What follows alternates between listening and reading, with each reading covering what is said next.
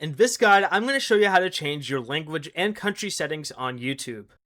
Begin by opening the YouTube app and tap your profile icon in the bottom right corner. Next, tap the settings gear in the top right.